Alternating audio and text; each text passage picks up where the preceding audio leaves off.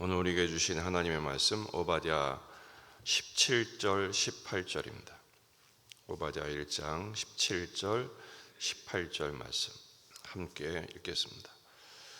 오직 시온산에서 피할 자가 있으리니 그 산이 거룩할 것이요 야곱 족속은 자기 기업을 누릴 것이며 야곱 족속은 불이 될 것이며 요셉 족속은 불꽃이 될 것이요 에서 족속은 지푸라기가 될 것이라. 그들이 그들 위에 붙어서 그들을 불사를 것인즉 에서 족속에 남은 자가 없으리니 여호와께서 말씀하셨음이라. 아멘. 본문에 계시된 주님은 어떤 분이십니까? 회복의 날이 오게 하십니다. 오직 시온산에서 피할 자가 있으리니. 준엄한 심판을 받았던 유다, 그 시온이 피할 자가 있을 것이다 말씀하십니다. 그 산이 거룩하게 될 것이라고 말씀하십니다. 무너진 성전산, 무너진 시온이 회복될 것을 말씀하시죠. 심판을 받았으나 이제는 피할 자가 있게 된다는 것입니다. 여기서 피할 자는 남은 자를 말합니다. 유다 중에 남은 자일 뿐 아니라 구속사적으로 보면 이것은 하나님이 거룩하게 구별하여 세우시는 교회를 의미합니다. 히브리서 12장 22절 그러나 너희가 이룬 곳은 시온산과 살아계신 하나님의 도성인 하늘의 예루살렘과 천만 천사와 하늘에 기록된 장자들의 모임과 교회와 이렇게 말씀하죠. 그러니까 시온산과 하늘의 예루살렘 그리고 교회의 총회들, 보편적인 교회와 성도들을 피할 자, 남은 자 교회로 설명하고 있습니다. 이 교회는 그리스도의 보혈로 거룩해지기 때문입니다. 에베소서 5장 26절 이는 곧 물로 씻어 말씀으로 깨끗하게 하사 거룩하게 하시고 자기 앞에 영광스러운 교회로 세우사 티나 주름 잡힌 것이나 이런 것들이 없이 거룩하고 흠이 없게 하려 하심이라. 할렐루야. 바로 우리가 교회로 부름을 받은 하나님의 성도들, 하나님께서 피할 자요 남은 자로 구별하신 주의 백성이 된 것이 얼마나 큰 은혜인지를 우리는 깨달아야 합니다. 그 야곱 족속은 불이 될 것이다 말씀하십니다.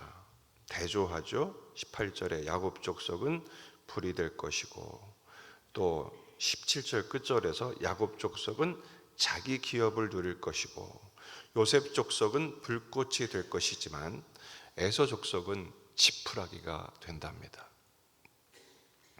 전에는 야곱이 불탈 때 에돔이 방관했죠. 그리고 조롱하고 침묵하고 그리고 반사 이익을 누리기 위해서 그 안에 참전했습니다.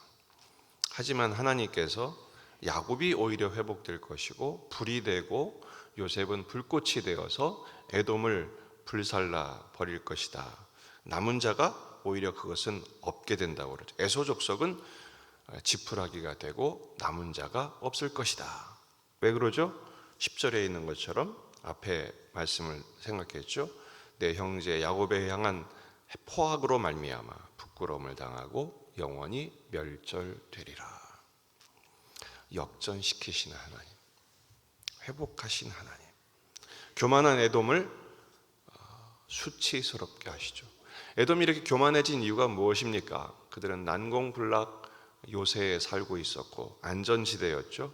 많은 재물과 그리고 많은 동맹국들, 의지할 대상들, 그리고 그 높았던 지혜와 지식을 자랑하다가 결국 하나님의 백성을 무시하게 되고 결국 그에 대한 대가로, 교만의 대가로 이와 같은 심판을 당하게 될 것이다 라는 것입니다.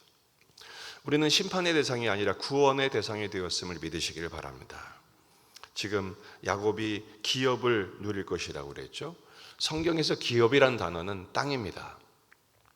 땅을 유산으로 주시는데 우리들에게는 어떤 땅, 교회와 성도들에게는 어떤 기업을 주시나요? 히브리서 9장 5절, 이로 말미암아 그는 새 언약의 중보자시니 이는 첫 언약 때 범한 죄에서 속량하려고 주구사 부르심을 입은 자로 하여금 영원한 기업의 약속, 그것을 얻게 하려 하십니다. 영원한 기업의 약속이 뭡니까? 바로 새 하늘과 새 땅인 것입니다. 예수님 안에 숨겨진 하나님의 나라, 예수님으로 말미암아 우리에게 펼쳐질 새 하늘과 새 땅을 약속의 땅으로 우리에게 허락하신 것이죠. 그래서 다윗은 어디로 피합니까? 하나님께로 피합니다. 우리도 우리의 피난처이신 예수 그리스도께로 피해야 할 것입니다. 시편 18편 2절, 여호와는 나의 반석이시요 나의 요새시요 나를 건지시는 이시요 나의 하나님이시요 내가 그 안에 피할 나의 바위시요 나의 방패시요 나의 구원의 뿌리시요 나의 산성이시로다. 아멘. 나의 피할 바위, 나의 피난처. 그렇습니다. 사람들은 오히려 공격하고 뺏으려고 하고 비난하지만 이럴 때일수록 여러분 삶의 위기 요소가 있는 것은 참 유익합니다. 왜냐하면 우리가 피할 곳은 주님밖에 없기 때문에 그걸 깨닫는 것이죠. 헛된 발판을 버리고 오직 주님만 바라보는 것입니다. 오늘 말씀의 교훈은 이렇습니다. 잠깐 잘 된다고 교만하지 말 것이며 에돔처럼, 오늘 재앙이라고 낙심하지 말 것이며 유다처럼, 왜냐 피할 자를 두시고 피할 곳을 두시는 하나님의 은혜가 있기 때문이지요. 그러므로 나의 피난처이신 예수님을 다시 바라보는 것입니다. 더 나아가 진멸하는 불과 불꽃이 아니라 복음의 불을 전하는, 복음의 불꽃을 선포하는 증인이 되어야 할 것입니다. 우리를 구원하신 주님의 은혜 나만 누리는 것이 아니라 일상의 삶의 선교사로 여러분 보내신 삶의 현장에서 그 자리에서 주님을 예배하고 그 주님의 복음을 증거하는 그 삶을 살아갈 때 주님이 거기에 함께 계실 것이며 감당할 수 있는 지혜와 은혜와 은사로 우리를 붙들어 주시지 않겠습니까?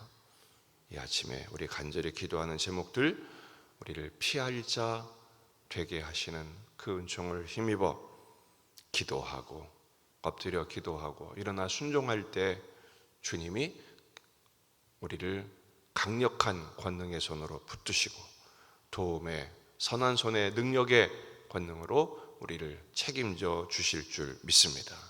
그 은총으로 승리하는 저와 여러분이 되시기를 주의 이름으로 축원합니다. 기도하시겠습니다.